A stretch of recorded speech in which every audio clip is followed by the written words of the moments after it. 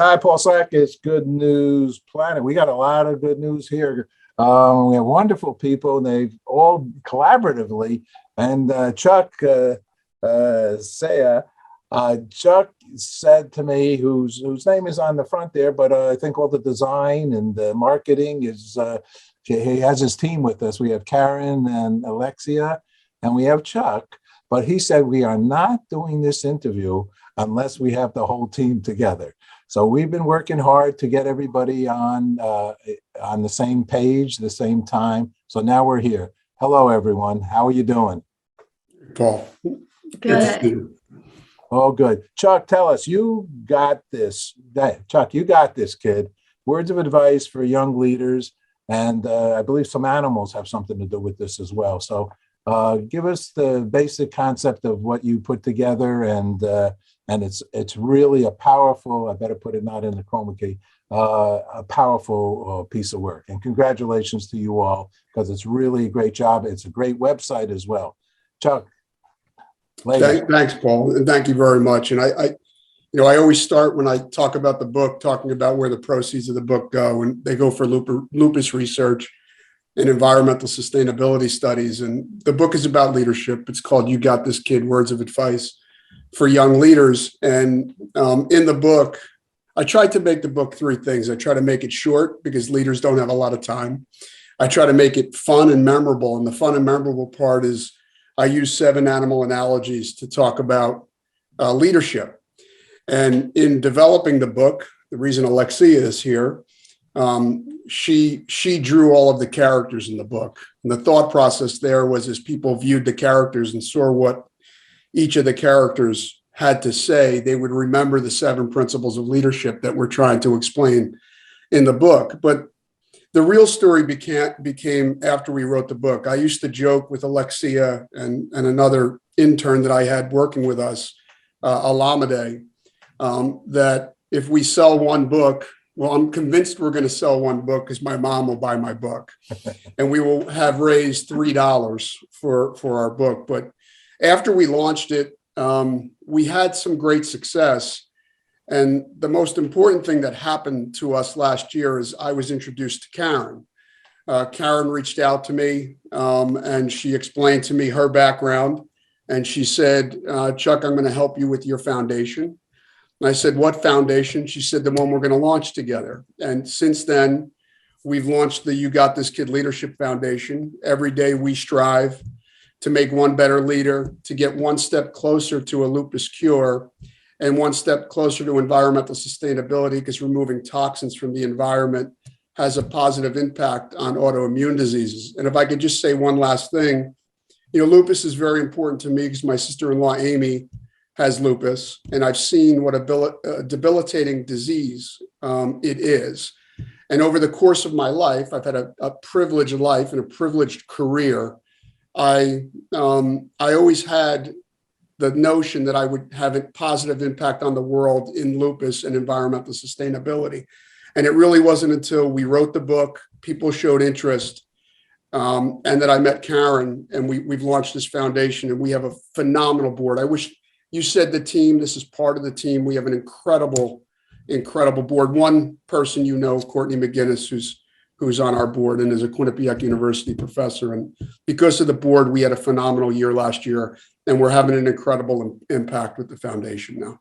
Wow, marvelous. Congratulations, and congratulations to all of you. Alexia, let me ask you, how did this happen? Why did you get involved? What's the background there? Oh yeah, the other intern that Chuck was talking about, Olamide, we went to high school together and we kept in touch. So she was interning for Chuck at the time, and Chuck had this idea and he needed an illustrator. So Olamide was like, I know an illustrator, and she reached out to me, and I agreed to do it because I think the cause is really awesome.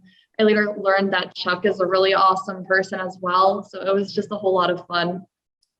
Wow, all right, great. And this is what are you out there in the professional world yourself now? Because you obviously have talent. Thank you. As much as I can be. I'm currently pursuing my master's, so I'm doing commissions wherever I can. And I'm not exactly where I would like to be yet, but I also just graduated. So I'm trying to grow right now and see what kind of connections I can make. Well, Yeah. you're obviously growing. What was something in the book that affected you, or you felt that you're taking away? One is the experience of doing your artwork and your skill and your talent, but how about I guess either emotionally or mentally or psychologically? Because there is a lot of depth to this to this little small book. There's a heck of a lot of important words that can change someone's life or improve it. Oh, yeah, absolutely. Before I did any work, Chuck really wanted me to read the book. And I kind of, was on the same page there. I would like to read what I'm illustrating for. So, yeah, I didn't know so much about leadership and I guess the business end of things while I was at Parsons before I read this book.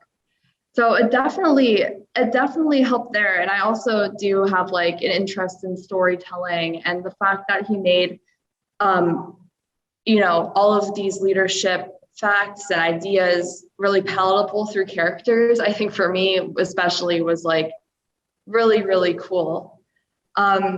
But yeah, there's, like you said, there's so much in there. It's hard to point out exactly what it is that it taught me. But I think overall, things like the duck, have your special sauce and embrace it, stay unique. And every industry is going to try to force you to conform somehow. I know a lot of illustration industries do that, but it's the ones who embrace their own ideas that succeed. And of course the scorpion, to hold your own against people like that.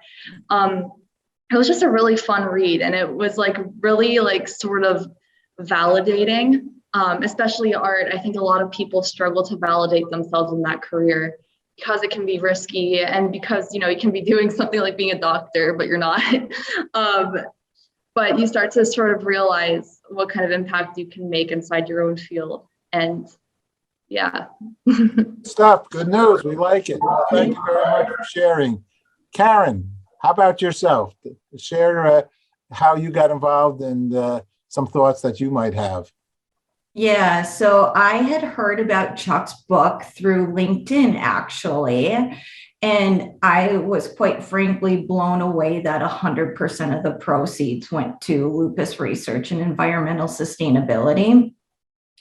And personally, we like to say I've been surviving and thriving with lupus for 13 years. I'm doing really well now. But when I heard about Chuck's book, I had to reach out to him and connect with him and essentially do anything that I could to help promote his book and further this cause. Wow, that's great. And so what are some of the kinds of things you're doing? Well, it is, I laugh because there's been an incredible amount of work done. This month is our 1-year anniversary. Oh. And we, at the core of the foundation is leadership. So that's intertwined in everything that we do. So our two pillars that we really focus on our environmental sustainability. So we work to develop young leaders in that space, as Chuck mentioned, removing toxins from the environment. And then the other piece is on the lupus side. We're strategically partnered with the Lupus Foundation of America, and we are advancing lupus research within that space. We have integrated a curriculum within Quinnipiac University's medical program to kind of develop young leaders within the pre-matriculation program specifically. And then there's a number of events that are always occurring. Chuck does a really good job of talking to both college, high school students, but also at the professional corporate level about leadership development. So there's a lot of meat in work in each one of those areas.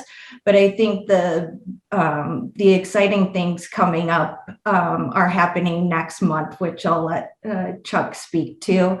But I think the things that I lean into the most and where I get excited most about is developing these young students and making them aware of how and when they can have an impact. So really elevating their education. You both, I'll say both of you to Alexia and Ken. I mean, you're just wonderful, wonderful citizens on Mother Earth.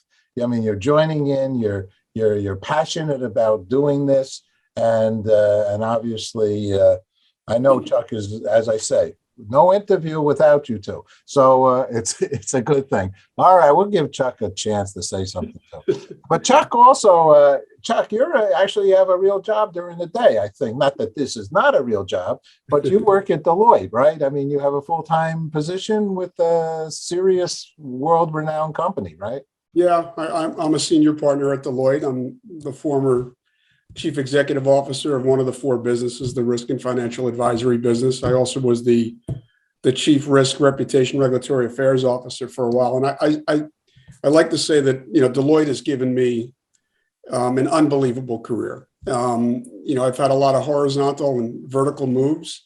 I've had tremendous leadership development. Deloitte does an incredible job investing in its people and its leaders. And as a result of that, I felt like I had something to say about leadership. I wanted to make it fun. The animal analogies are what they call the pioneer in me. I'm blessed. You can see, Paul, how blessed I am to have people like Karen and Alexia part of my life now. And the book did that, and now the foundation has done that. A combination of Quinnipiac and the organizations that have supported us and our board members and just the people I've been able to interact with. And just doing this today has been great because I get to hear Alexia and Karen speak to you. And just if I may, when Alexia was talking about the characters in the book or the drawings in the book, if you ever saw Alexia's art, and you can see it, she has a website. It's exquisite. It's very colorful, and it jumps out at you. And I challenged Alexia to make these drawings in black and white, and I only wanted animals with not a lot of background, and she did a brilliant job. But her interpretation of the writing in the book, along with Alameda, and we had another intern, Amy, blew me away. And one example of that is there's a particular animal that we talk about. And we talk about the difficult, it's a butterfly, and it's the difficulty in getting from egg to butterfly. And when I wrote that story, I wanted it to be about continuous learning, that you needed to continuously learn during the course of your career to be an effective leader. And I expected Alexia to come back with a butterfly, of course, right? That's when you make it to your nirvana in your career, you've continuously learned and you've got to flight. But instead, she drew a caterpillar who is now William. Alexia named him William, and he's eating a leaf. And I encourage readers to go look at that, because under that, she wrote the words, "Stay hungry." And that's exactly what the story was meant to be about. It's continuous learning. It's continuously developing yourself. I always say when I hand this to a leader, the best leaders don't look at it and say, "Young leader." Instead, they say, "I need to consume this information." And she captured that brilliantly. She captured it brilliantly with all of the artwork. And we would be nowhere in the foundation without Karen's leadership. So you can see how blessed I am to have been exposed to these two and others in what we're trying to achieve. And of course, you, and helping us achieve our mission just by getting the awareness out. It's a big honor for me. You see behind me, I have something that says World Water Day, and we have Peace Day, and these are passions of us. And as you talked about the caterpillar, and I happen to be, I have my granddaughter has a beautiful drawing behind me. If I would go of a butterfly, I love butterflies. Growing up in little old Tarrytown, I used to I used to catch them. I can't say I never caught a butterfly and so on, but I love butterflies. And usually there's that saying, butterflies are free, so set them free. And if they want to come back, they will come back. And if not, they're gonna head out. In any case, but what it reminds me of, and as you speak about the caterpillar and taking a little bite of a leaf, it reminds me of the subject water. And because of the reality of what water is, see, in essence, there is no food without water. And the caterpillar has no opportunity to move forwards, and neither do either of any of us. And why I'm saying that actually is because when you go to your website, actually after all the black and white, which is quite cool, you have a color picture of the environment and a whole group of people working environmentally minded. So, tell us a little more about why you put the scorpion, you put all different animals in there, and each one had some representation of what life's about. Yeah, I mean, I'm gonna ask Karen to help me with this one, because when I met Karen, if you were to read the book, it says that environmental sustainability, because I'm an avid fly fisherman, I'm an avid outdoorsman. But when I met Karen, she had a pivot in her own career because of toxins being in the environment and the removal of those toxins having a positive impact on those with autoimmune diseases, as I talked about before. And the pictures that you see there are the impact that we're having. We've built rain garden last year. We've supported interns to do environmental sustainability studies on a watershed up in Connecticut, and a whole host of other things. But really, the design of the website is Karen. And Karen, I'm going to ask you to maybe chime in. You could even offer some of the other things that we've got going on as it relates to the environment and water in particular. Yeah, so my personal experience with lupus, I mentioned I've been living with it for 13 years, and it has presented definitely its fair share of challenges. And because of that, I have done a lot of research and networking, before I met Chuck, trying to figure out how can I help myself improve my situation, and then how can I help others improve this situation. And what I learned, and it's really the core of what is called functional medicine, is our lifestyle and our environment. Everything that we consume affects our health. And so our environmental, and as those toxins in the environment, they're not good for anyone, but they are particularly harmful for people with suppressed immune systems, as they are with autoimmune diseases. And so this is really one thing that appealed to me about Chuck's book and also starting this foundation, is because there's not other organizations looking at this as holistically as we are. So bridging that tie for people is really important and will be critical in improving the lives of people with autoimmune diseases going forward. You got this, kid. All right. Alexia, you got this, kid. Chuck, any other thoughts you'd like to share? We'll make this part one of many. Any other thoughts you'd like to share with us about the book? Well, there's the obvious, there's websites, there's where people can get the book, so on and so forth. But anything else you feel would be important right now? Yeah, I mean, Paul, first off, thank you for giving us the exposure and allowing us the opportunity to tell our story. And maybe that's where I would end my comments. It started with a book. It's now a foundation. And it amazes me how many people in this world want to have a positive impact on this world.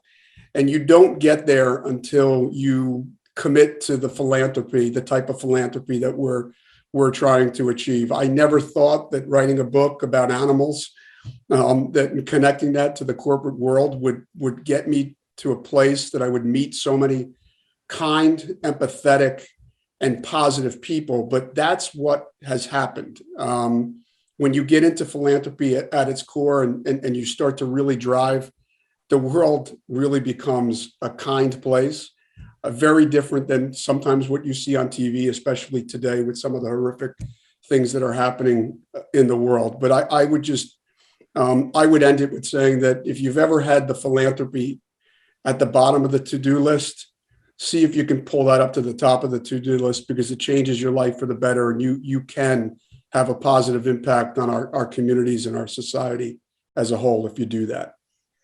I couldn't agree with you more. My usual line is that I'm so stressed out from so much good news. So, and it's very much true. I can make 1 billion stories today, easily. I can make 1 billion stories of people doing good in this world. And that's the mindset. If we can only promote that much more so and have that as the lead stories in the newspapers and on the television, you know, the world is a very wonderful place. So wherever some people are confused and might harm you or harm themselves, we got to do our best to try to hug them and put them into a different perspective of and not fear, so they don't have whatever there is. A lot of food, there's a lot of everything if we pull it all together in a beautiful way. Let me ask each one of you for lastly then, and then Chuck, and thank you everyone. What for each one of you, and I'm going to start off with Alexia. What is peace? You know, we do the Peace Day concerts in Central Park, Times Square, and been doing it for 20 years. What makes peace for you? Alexia, how about yourself?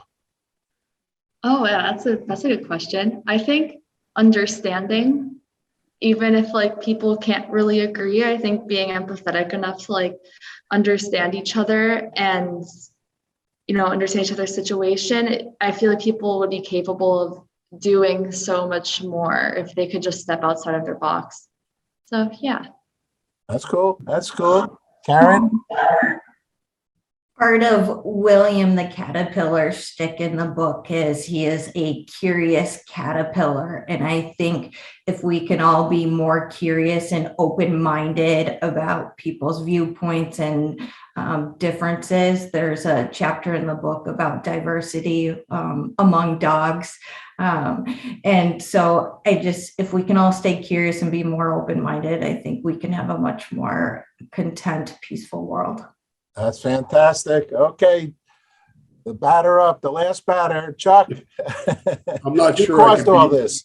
I'm not sure I could beat or even compete with either of those two. Although Karen, you reminded me to mention that we have a children's book coming out, a children's version, Paul, that you and I don't think have talked about, and it's about William the Curious Caterpillar. I think Karen and Alexia nailed it. Understanding and empathy and being curious. And I would just say that peace is when everybody's trying to have a positive impact on our world. That's peace. All right. You got this, kids. All right. Words of advice for young leaders. It's really a powerful piece of work. And everybody who I know that's had a moment or two to read that, really are blown away. It's a great book. Congratulations to you all. Thanks for sharing your good news with us. Thanks, Take Paul. care. Thank you. Thank you. You're welcome.